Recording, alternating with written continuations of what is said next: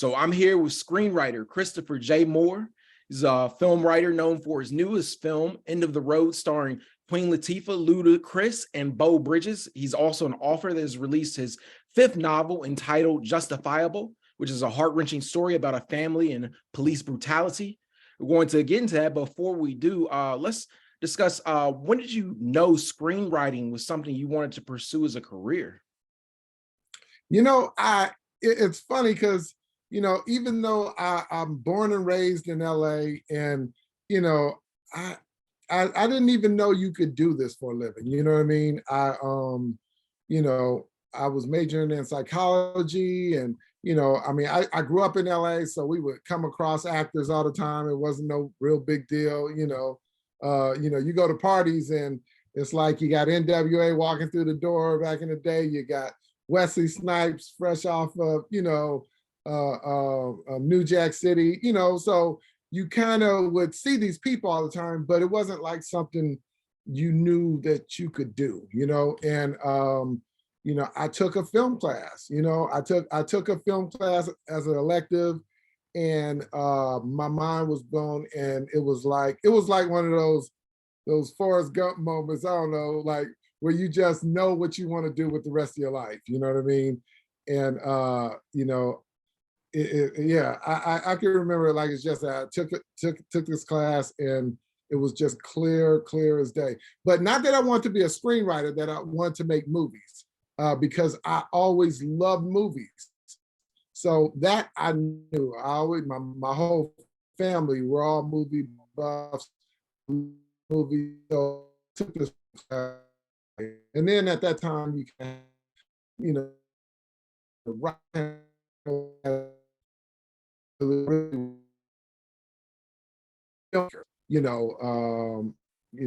then John Singleton a little later after that.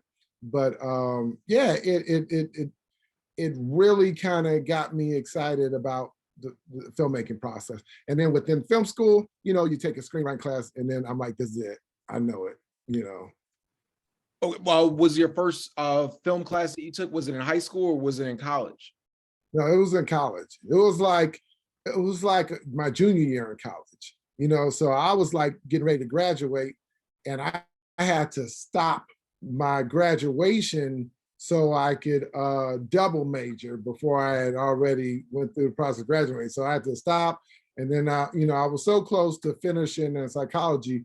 I double, I just said, well, I'll double major. And also it makes sense too, because, I know, once I learned about writing and stuff, I knew that the psychology will help you so much when it comes to creating characters, and as far as the development of my characters and stuff. So it kind of merged as far as, being helpful for me being a writer. So yeah, so I double majored.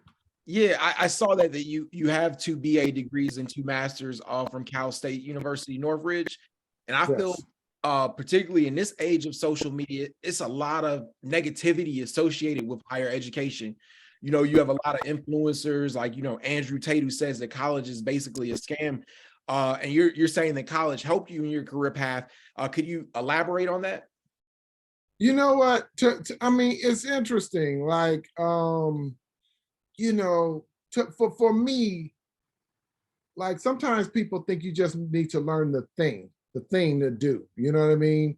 And it's not just about learning the thing to do. It's like I didn't just want to be a filmmaker. I wanted to be a smart filmmaker. You know what I mean? Because, and I think it helped me so much as far as not only business wise, but creatively. Like I'm always, I always promote, please go to college. It can't hurt. It can only help you, first off. And also, it's, to me, was the funnest time. Like I always say, my favorite time in the industry is in film school, because at that point you're not dealing with, contracts and just, all the business aspect of it. You're just dreaming. Right. You're just dreaming, and you're meeting other dreamers.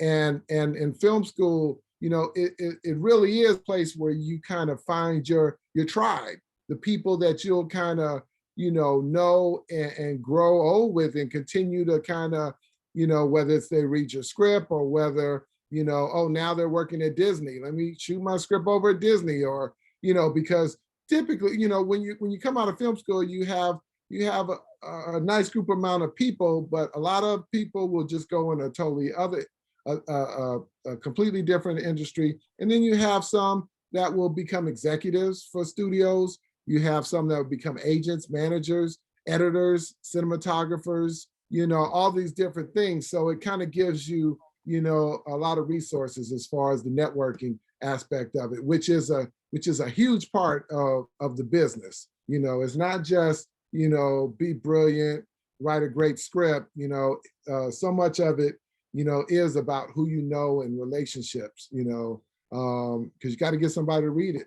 You got to get somebody to, vouch for you in certain situations. So yeah, I loved my film school years, and it, it's like college. It goes fast, it moves fast, and it was just a great moment in my life to be able to just be creative, be around creative people, and dream, and have dreams of making a movie and all that good stuff. So I'm always pro college, and also like I said, the fact that you can go on YouTube and learn how to make a movie, but what are you saying? What are you talking about? It could be a philosophy class that you took that gives you that sparks the ideal, that makes you the difference between being a regular filmmaker and an Oscar award-winning filmmaker. So like I said, it's the whole college experience that I loved and continue to love. Yeah. And now, I teach, I'm a You're professor as adjunct, well. yeah. So, Yeah. yeah. So, and I love that because it keeps me in tune with the youth and what they're doing and what they're talking about.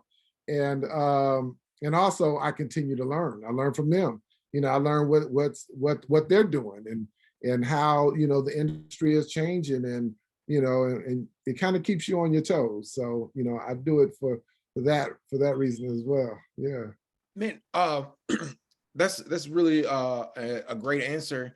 And I was wondering, like, when you started off, like, like you graduate from college, I know you got like the opportunity, like with the Nickelodeon Screenwriting Fellowship, like Yes. what were you like, was it hard for you to figure out, like, how to get your screenplay in the right hands? Like, was that like, something that you were like concerned about, like when you were graduating from school?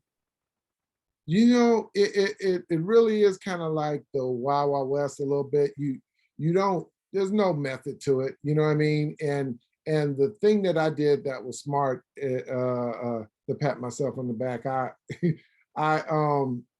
I read a lot of articles on screenwriters, and I knew that it wasn't something that happens overnight. You don't just write a script, somebody buys it, they make it, and and you're off to no.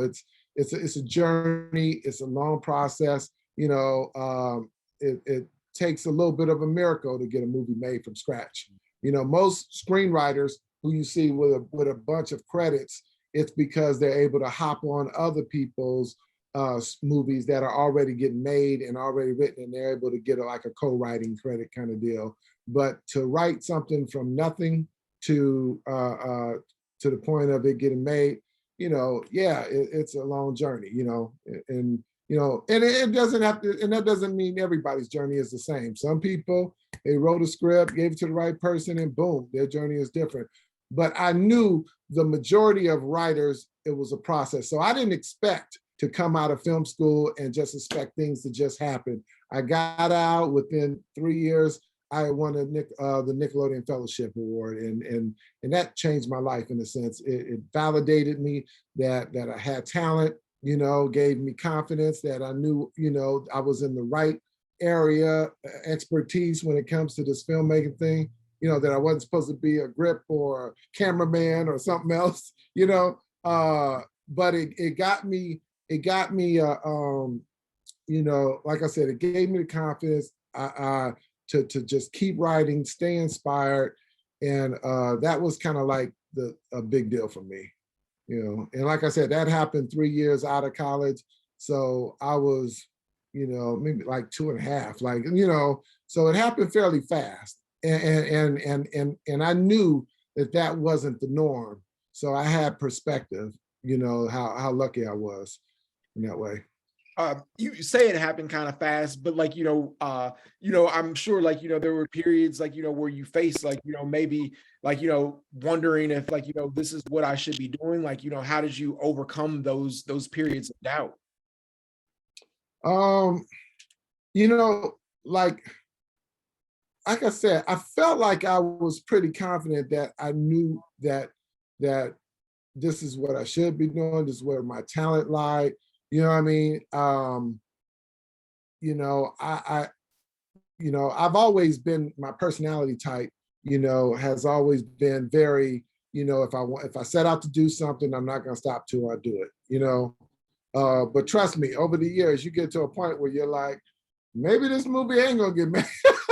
You know, maybe, you know, maybe it won't, but you know, you just keep your feet moving. And what I was able to do is I didn't have the same typical journey as others where, you know, you get a little break or you sell a script and then, you know, nothing happens with your career for 10, 15 years or whatever. I always had something going in my career, whether I was writing television or books, you know, and you know, so I was always getting breaks and opportunities and things like that. And, you know, and I always felt empowered that even with the TV set aside, all the TV that I wrote, I always felt like, hey, I can write a book and I can hit the road and I can promote my books all over the country and sell and, you know, and do my thing. And that's what I did. So when things, no problem, you know, I just kept it going, you know, so, you know, I kind of understood, you know, it's not about just sitting around waiting for Hollywood to call, you know, and say, we're ready for you. You know what I'm saying? Because, you know, you'll go crazy. You'll go absolutely crazy. So you got to kind of be a little bit proactive and figure out, you know, not only how to define your own success, but how to stay inspired and just get your work out there no matter what. Yeah, that's an incredible like philosophy. I think like, like one of the biggest examples of that is like George R. Martin, like, Game of Thrones, like Yeah, he's a TV writer. yeah, yeah. But like, he wrote the books because like, so much of his stuff wasn't getting made. And like, Yeah. the books, like because of the popularity of that, like, like, now it's this huge successful series. Mm-hmm. Yeah, Um, and people don't know he was a TV writer too. He, you know, he dabbled in different things, but yeah, it was his books that ultimately did it for him. yeah, you've written for shows, like House of Pain and Meet the Browns. What's it like to write for television? You know, it's interesting you say that because I started writing, like I said, when I won the Nickelodeon Fellowship, out of like 6, 7 writers, I was the only one that went for feature. So they gave the rest of them, like 5 of them were in TV, or maybe it was 4 and 2 were in animation, or 1 was in animation, but 1 was only in feature. And you know, so I never really had hardcore aspirations for television. I wanted to write movies, cinema, you know, big movies. And but over the years, you quickly learn that hey, you got to take these opportunities. You got to take these opportunities as they come. You know what I'm saying? And I always tell people that like, you know, and that was kind of during a time where everybody wanted to write in features, not TV. Now it's kind of reversed. Everybody wants to write in TV, not features. You know what I mean? Because you know of the you know all the different platforms. You know, it's just more opportunity. It's you got more freedom to tell a story.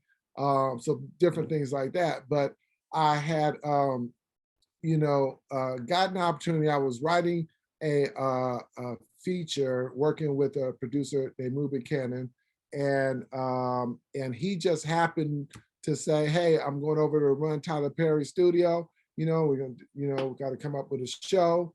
and you want to come? And, and I went over there and I helped, with the creation of all that stuff that, the House of Pain and all that good stuff. So, it was a remarkable, wonderful experience, but like any experience, it has its ups and its downs, you know what I mean? So, there were things that happened, that I wish, didn't, but there were great things that did, so, it's like anything. You just kind of gotta, you know, you just kind of gotta choose to be positive and choose to keep working and growing from. But I will tell you, when working on that TV show, I learned a lot. It was great. It was great experience. Later, when I created my own shows, I knew what I was doing. I was able to write fast. I was able to write, good and fast, and it was great experience. Like everything that you do in this business, like you can take something away from it, positive, that can help you become a better writer and a better creative person, and like I said, you never know where your opportunities are going to come. So, it's good to, it's like having a black belt in Kung Fu, but also in Judo, you know what I'm saying? So yeah. Man, I was looking at your Twitter earlier, and you shared a photo a couple of days ago of your office. Like we can see it, Yes. that poster of End of the Road, and you said crazy how I visualized my movie up on my wall in my office for so long, and just like that, God did. Hashtag Yeah. writer's life. Yeah. I kind of stole that a little bit from DJ Khaled. He had me laughing with his God did. Yeah, but yeah, I mean it's true. It's like, I have other posters on my walls that inspire me. I have a poster of I don't know if I want to, turn the, but yeah, like I have The Color Purple, which is one of my favorite, and I have He Got Game, which is yeah. Spike Lee, and Spike Lee signed it and it said, "Keep writing, Chris." Oh wow. Yeah, so it's That's signed. incredible. Yeah. Yeah, so so that those were the things that motivated me. But I was always like, one day I'll have my own poster up there, So yeah, so that felt good, you know what I'm saying? It definitely felt good. And I always say my two pictures behind me, and are like my wings in a sense, because these are the shoulders that I stand on, as I pursue my writing career. Langston Hughes, Toni Morrison, James Baldwin, Rita Dove, people, really brilliant writers who, they kind of also remind me of, why I do what I do. And the fact that it's not about money, it's not about getting rich. Cause I always say, like, hardly none of these people were rich. You know what I'm saying? They were just writing out of pure love for the craft of writing and passion for the art form to be able to tell stories, and they didn't have, half the opportunities that I have, so when I get a little discouraged because I don't have the opportunities that that I would have, if I wasn't a black man in Hollywood, you know what I'm saying? It makes me go like, what, stop complaining and just get writing, and keep working, because what these people behind me did was amazing, and they changed the world, you know what I'm saying? So, I can just kind of keep doing what I'm doing and be all right. And also, it made me understand, like, define your own success. I mean, I love the fact that I got a movie poster on the wall in a movie I wrote, but it doesn't define my success. You know what I'm saying? Like I'm so much more than one movie. You know what I'm saying? I'm a writer. I was watching a documentary. I was watching a Langston Hughes documentary probably about 3 months ago, and because they were celebrating the Langston Hughes Academy or whatever schools that he has, and they were saying that you know, people think of him as this, you know, like almost a superhero, which kind of he was, but they said, but he was a hustler. He kept his books in his trunk and be like, you know, he would sell you his book right out of his trunk. And I love that. And I inspire that because the people who know me, especially from LA, whether it's LA, you know, like I said, I went all over the country, you know what I'm saying? Like I would go all over the country. I would go to book fairs. I go to, I'm an alpha, so I would go to my alpha conventions, you know, AKs, Deltas, all those, and I would get mad love and just sell my books, promote, and really do my thing over the years. And you know, it's just a beautiful thing. You know, I see people on the street, you know, I just give them my books. You know what I'm saying? Because I knew the bigger picture was that people read my material. You know, sometimes people get caught up in the, you know, they'll throw money at advertising. I'm like, let the book be the advertising, you know, just get it out there, you know. And you know, so I would do that, and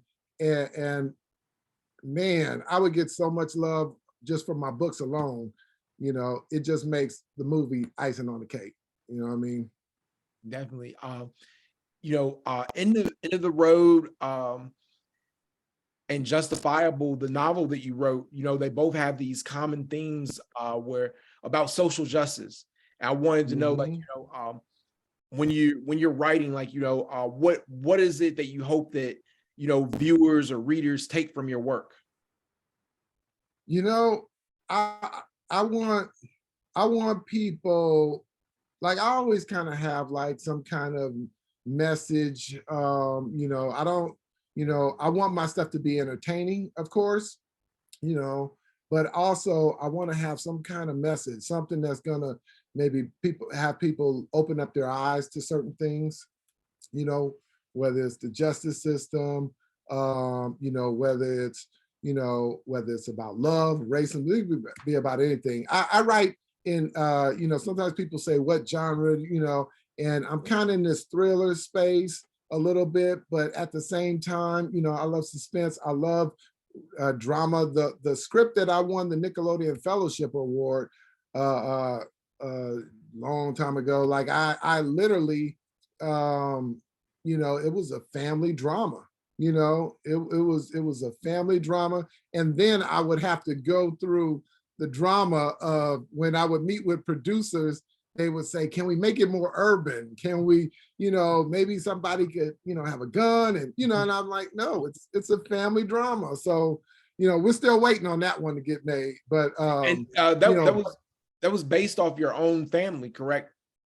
you know what? It wasn't totally based off of it, but of course you use like life. I grew up like right around the corner from the jungle, you Right. know, where it starts off. You know, like we were talking about earlier, you know, I went to Dorsey High. I grew up in all kind of different places. My father was a contractor, construction worker, you know, and he raised a whole family single-handedly, just by literally will and hard work. You know, wasn't no social media or nothing like that for him to promote his business. He was just good at what he did and was word of mouth. And you know, and you know, but the father in the book or that story is different than my dad. My dad was all that. So you know, he was awesome. So I would often have to make that clear, be like, you know, I use things from my life, but it's not like that character is my dad or nothing like that. So yeah, but I love, you know, I try to use, you know, like I said, I've written sci-fi horror, I've written animation films. You know, I go for where the story uh, goes. If I come up with a great idea for a story and it's a, you know, animation or kind of, I'll just go there. You know what I mean? But right now I'm kind of in this thriller area, you know, or suspense drama kind of right now, and I'm kind of liking that. You brought up a really good point for me that and are you kind of disappointed in Hollywood sometimes by the way that African Americans are portrayed? because like, you know, you talk about like, you know, growing up in a two-parent household, I'm assuming, and like you don't see that a lot necessarily in film or television all the time. And there are some examples like, you know, and stuff, but like it's not like, you know, the norm necessarily. Yeah. Yeah, there's definitely obstacles that Black writers have to go through that white writers don't. You know what I mean? You know, I, you know, a lot of times we don't get the opportunities to even go up for certain movies, you know, and if, you know, white writers have access, you know, with their agents and the managers and all that stuff, and they're able to get them in the room, and the producers don't say, you know, this is a Black film, Black everything, Black, you know, we let's get a Black writer on it. I mean, I'm in the Writers Guild. We got a whole Black group organizations, you know, writers groups and all that stuff within the Writers Guild. So it's not a problem. We got brilliant Black writers, Black screenwriters, in this town, you know what I mean? But if they don't get the opportunity, you know, that's how you kind of have, you know, movies like NWA written by white people. I can go on and on. In most A-list movies, you know, because we don't get the opportunity, and hopefully that'll change, you know. But we just got to kind of, you know, we need some of these producers, you know, to kind of fight for us a little bit. And, you know, a lot of times they'll get the Black director, you know what I'm saying? And that's fine, but what about the writer? You know, we're in the Writers Guild too, you know what I mean? We're out here, you know, working and looking for our opportunities too. So, you know, and we don't get the opportunities to write, you know, Shakespeare in Love, you know what I mean? Yeah. So, but Yeah. I'm always surprised, like, you know, when I see like a film like, you know, like or TV show like Godfather of Harlem, and I look up who the writer is, and it's like Chris Brancato, and like, you know, yeah, it's like, yeah, yeah. Or even like The Woman King, you know, it's like it's written by a white woman, you know what I'm saying? It's right. like, you know, there's tons of Black women screenwriters in this town, you know, but it's like you gotta you know, I don't know what to say. You know, hopefully the business will change. In television, you know, big ups to Lee Daniels. Like he when I remember when Empire came out, he made a special effort to make sure there were Black writers in that writers room. And it was pretty much all Black writers pretty much. And if he wouldn't have done that, it would have been all white writers. Right. It's just that simple. But he had to, you know, make a special stance to do that. And you know, bravo to him, you know what I mean? Because yeah, you know, we need those opportunities too, you know, and yeah. What advice do you have for, you know, Black screenwriters specifically who are just starting their career? Like, how would you approach it today if you were starting out? You know, it's weird, like I said, because there's no method to it. You know, I could tell somebody do this and they do the exact opposite, and that's what works. You know what I mean? There's no method to it. I think it's just about being true to yourself, be true to your craft. You know what I mean? Don't compromise yourself. You know, I can look myself in the mirror and like what I see in the reflection, and don't have to be like, man, I screwed people over to get, you know what I'm saying? I literally, you know, have screwed nobody over in my business. I've been screwed over, left, right, you know what I'm saying? But, you know, you just kind of got to keep pushing forward and keep your eyes on the prize. I always say, like, put blinders on, like the horses at the horse race, and you just run your race and don't worry about, you know, other people and what they're doing, and just stay focused and stay in your lane. You know, as far as being a Black writer in this town, you know, you got to get out there, and you got to, you know, if you're into telling stories that are from a Black point of view, or you're writing Black characters, don't be afraid to make it known. You know, when you write a screenplay, you know, and it's kind of funny to say, but you know, and it's a detective, and he's black in your mind, write it. He's black in your mind, because if you're a black writer, that's how they're going to see it anyway. You know what I mean? You know, I spent years writing characters that I thought were great characters. So if I say, he had swag and he was this and this and that, and I'm thinking in my mind, if they get Jamie Foxx, that's great. If they get Matthew McConaughey, that's great. You know what I mean? Because I would just write for people. And I kind of learned that, Hollywood quite doesn't work that way. You know what I mean? I'm sure you can find cases like that, but the majority of the time, if you're a black writer, they see you as writing a movie for a black actor, or if they buy it, they're like, okay, even if you don't put race on the script, they're going to see it as a black movie.